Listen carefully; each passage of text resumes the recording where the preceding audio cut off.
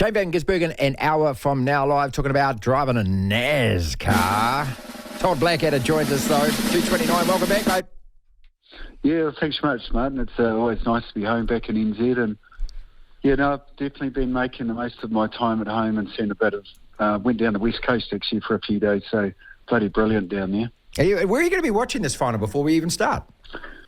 Not sure, really. Haven't really made too many plans, but I'll be in Golden Bay, but I'll be watching it somewhere, probably at a mate's place or my brother-in-law's or something. So, yeah, it's going to be fantastic. I'm really looking forward to it, actually. I hear the weather's going to be a bit... dodgy by the sound. It's heaving down. Yeah, it's heaving down at the moment, mate. I mean, look, I really hope that we don't get what we saw for the semi-final, because it changes, the tactics, and you kick the ball away a lot and things like that. But when you say that you're really looking forward to it, because I am too, and I'll tell you what, I'm looking forward to it because you've got two fantastic teams who understand what this is about, the importance of it. You've got really big-name, big-time players who I expect to actually come and play hard on this occasion and pull out different things, because that's what good players, big-time players do in these things. Why? But more importantly, why are you looking forward to it so much? Yeah, I'm very much the same as you. I think that, the Chiefs have had a fantastic season when you look at it, and, like they've sort of haven't had the sort of like the injuries like the Crusaders have had. So, but I think actually looking at the finals, they've probably had a tougher last couple of weeks than probably what the Crusaders have had. But to me, I think the Chiefs, the ranked number one, they go and they should be supremely confident. But on the other hand, look at the Crusader team and the way they've been playing. Just the quality of rugby that they've been playing, the confidence that they've got, and they absolutely dismantled what I thought was I thought going into that game was a pretty good Blues side, and they were woeful, so they absolutely took them apart, and they look really confident. So I think it's really going to be small margins, and it's almost 50-50, isn't it? Yeah. I would say my gut feeling is that Crusaders are they've got a confidence edge. But the Chiefs, they won't care. They'll be there to win, and I think it'll come down to little things like who wants to play at the right end of the field and defence and discipline. I think discipline will be absolutely crucial to the outcome of the game. God, so many questions to ask you after that. Let's just start with the way that the Crusaders are playing. What impresses you so much? I thought that they were real heads-up rugby against the Blues. As soon as they got any kind of a sniff, just ruthless. Yeah, absolutely, just ruthless. And I think they were allowed to be ruthless. Like, they just absolutely tore into them, didn't they? And never gave them... it was a little bit like last year's final, really. Once they got on top, they just never gave them a sniff, and they've definitely got confidence. And, I thought they were really physical. And, I didn't see... I think if you were the Blues coaches or the players, I think they just didn't turn up. But if you look at... And I mean that just with the physicality, just no one really showed any backbone or spine, did they? But I don't think they were allowed to once the Crusaders got on top, to be honest. But yeah, no, they're going to go into supremely confident. I think with the Crusaders, they've got so much variation to the way that they want to play the game. Like they're not a one-trick pony. You don't know whether they're going to drive them all or they're going to run strike options at you. And some of the tries that they scored, Will Jordan back in the mix, they look really complete and good, and Richie Mo'unga looks absolutely on top of his game at the moment. So yeah, that's what I think the Chiefs will know, that they're going to have to contend with that. And I thought they had a real tough hit out against the Brumbies, and they had to work their way to get out on top of that. So they'll be confident, but they're going to have to really pull out a massive defensive performance, I think, to really sort of like try and if they want to win, to strangle the Crusaders. Todd Blackadder, multiple champion Super Rugby, of course, our former All Black captain with us, and mate, when you say that the Crusaders go in confident, let's also not forget that the Chiefs have beaten them twice and played really well and played different kinds of rugby to beat them on both occasions. Played really good attacking rugby second half in Christchurch opening round, and then had to staunch up in defence in that second one and take their opportunities. And one thing I've liked about watching this Chiefs side this year is what you're adhering to there about the Crusaders. They've got a number of ways to win, Todd. Like, you look at that game against the Blues in Hamilton, that was just a defensive performance to win. Then they've attacked the Hurricanes and won well. I'm only picking the real big games here, but they're also capable of scoring tries and scoring points, but they've won on the other side of the ball as well. Oh, definitely they have. Oh, yeah, there's no doubt about that. And I think, too, just going back to, they've beaten the Crusaders twice, I think, it's who can learn the biggest lesson from, the loss or the win. So, the Chiefs they'll be picking the Crusaders. They may have a sort of like a feeling what they want to do, but the Crusaders will be a lot wiser on the back of that, won't they? Like they'll know how the Chiefs beat them, and they'll be focusing on those one or two key areas that it'll probably make the difference. And on the back of that, like what you're alluding to is, they're a good quality team. They'll put a lot of pressure on, but I'll go back to a little bit what I said before around discipline penalties. They're just game changers in the modern game, aren't they? Because, you give a penalty away and suddenly you're in the corner. And if there's probably a little bit of a slight difference between the two sides from what I can see, I think the Crusaders are far better disciplined this year. And I think having Super Rugby referees in it probably helped that. You said, look at Scott Barrett doesn't give the penalties away that he used to. Yeah, good point.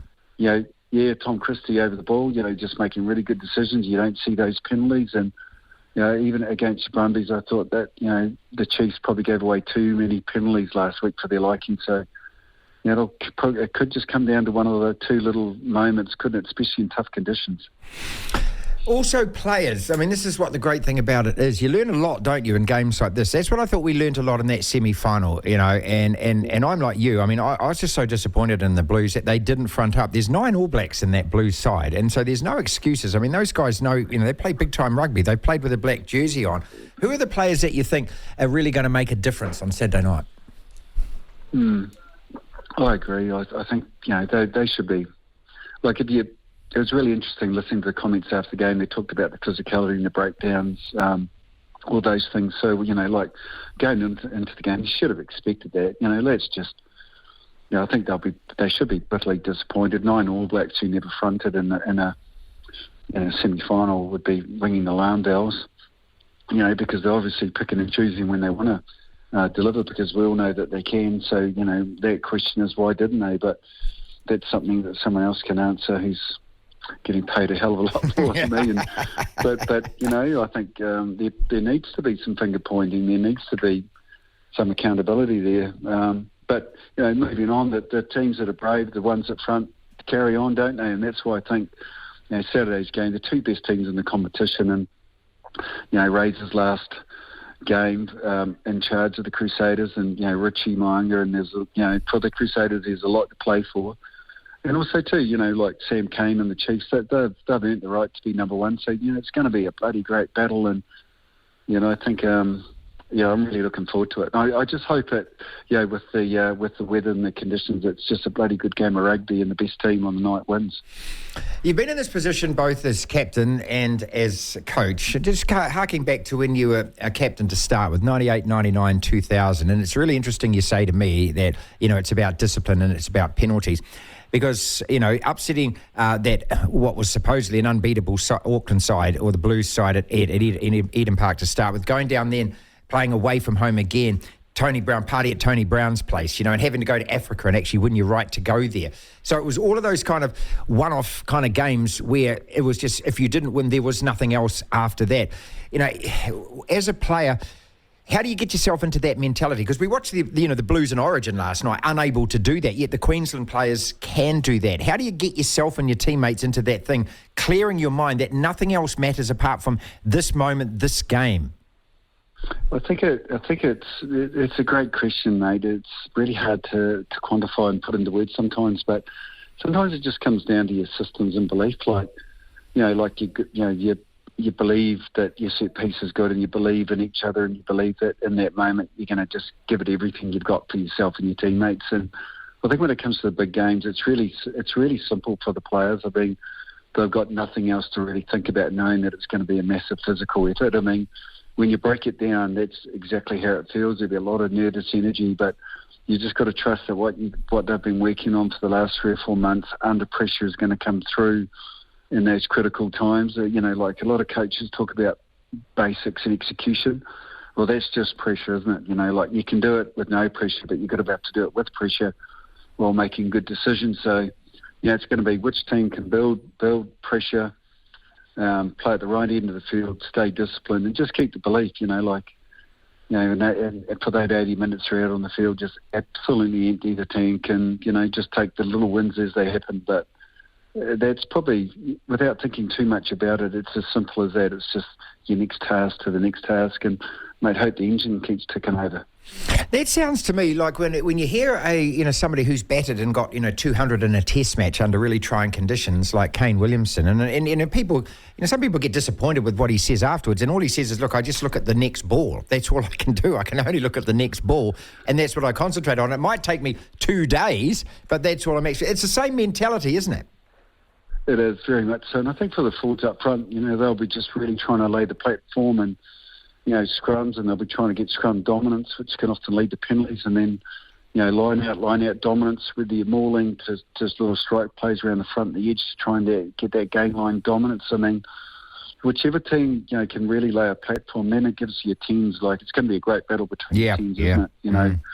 Like which one can get on the front foot and, who wants to play and who wants to kick, and then it comes to little things, counter-attack and, conditions. So, they've got multiple threats all the way through, and as you saw, he gives any of those Crusader backs, and also too, the Chiefs backs, a little bit of space that can just change the game, one or two little moments. So, those teams they'll be gearing up. They'll know that, mentally they'll start preparing for what is going to be one hell of a game. Todd Blackadder is with us. Won titles 98, 99, and again in 2000. All three of those were away from home, and also in 99, both the Crusaders and the Highlanders, who played that final, it was played down, remember, party at Tony Brown's place, both had to go to Africa and win semi-finals first and then come back home. Coached his beloved Crusaders as well and got so goddamn close. Todd, how many days beforehand do you lock in and you start thinking about this game? I mean, you've said to me before, you said you can't play the game in your mind too early, Martin, and that quote has always stuck with me. So when do you actually begin your big build-up for a final like this? Well, I'm sure that, after that semi-final, without overthinking it, you can't help it, you'll be... This is the moment, all the nervous energy, that it's just coming down to those one or two life-changing moments. For one team, they're going to win a Super Rugby title, which, it's going to be, all the effort and, the pinnacle of the competition that they play in. And for the other team, you're going to come second, and that's what no one wants. So, all week you're going to be thinking about it. And the ones that have been there before, will be supremely confident. They'll know exactly what they need to do. And I think that's what when you started off with the conversation, there's so many quality players in both sides that have been in these pressure situations before, and it's going to be an uncompromising game. So it should be great. Do you recognise players, in your own team when you were playing in that, and did that? Hey, I don't have to say anything to that guy. He knows exactly what it is. And did you have to give rousing speeches? Was a lot needed to be said or not? Because I'm just trying to get into Razor's head here, and I know that most people, I think, have a different impression of this guy, and they think, oh, the crazy Razor or the break dancing Razor. I think that's all a distraction. What I'm fascinated with and what actually goes on in his very tactical brain and how he inspires and motivates, because I don't think it's that at all.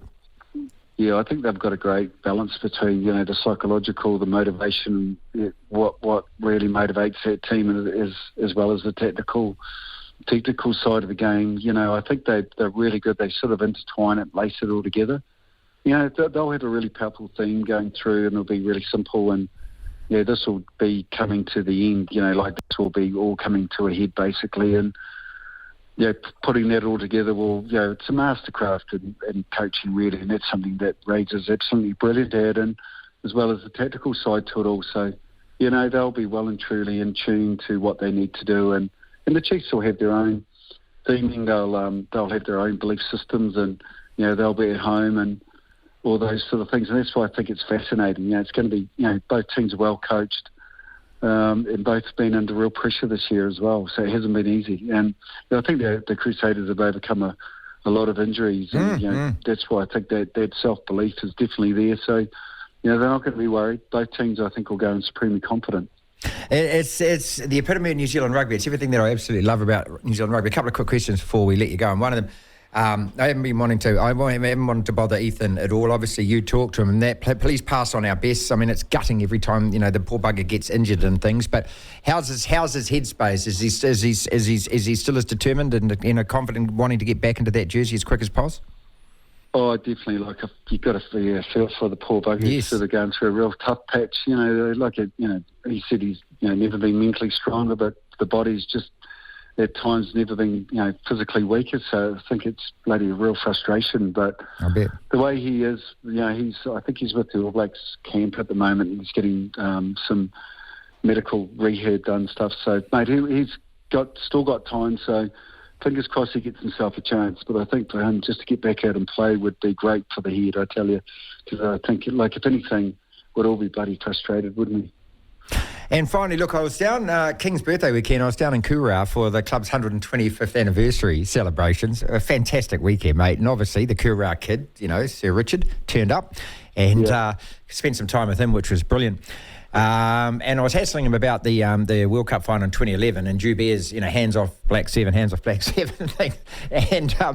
And he said, you know what? He said that bloody Super Rugby final, when he said this on stage, he said, New South Wales, that bogus penalty that they got, that cost you as coach a title. He said that Jubair rang him up afterwards and apologised for getting that friggin' call wrong. Mate, how gutting. Oh, mate, it was actually during that moment when I was watching that moment because I actually jumped because I thought that was our penalty. Like, guy left his feet. Wasn't even tackled, went straight on the ground, and we went straight in. Actually, if you look at that again, like Ben Fennell was over the ball and Richie sort of got tackled into the breakdown. It was like, I actually thought it was a penalty for us. Yeah. And then, but hey, that's just life, isn't it? You just got to take those things on the chin at times. And, credit to Jubair to ring up, to have the balls and, to admit that there was a mistake there. While it didn't actually make you feel any better at the time, it actually made me let it go. Like it was just a mistake by a great ref, wasn't it? Like these things happen, but hey, that's life sometimes. You're such a gracious man, mate. Always good chatting to you. Always love catching up with you. Enjoy the game on Saturday night, won't you? You too, mate. Yeah, you too as well. It's always nice to have a chat, mate, and take care. Devlin. You've gotta love sport. Thank you, Tom. The Platform.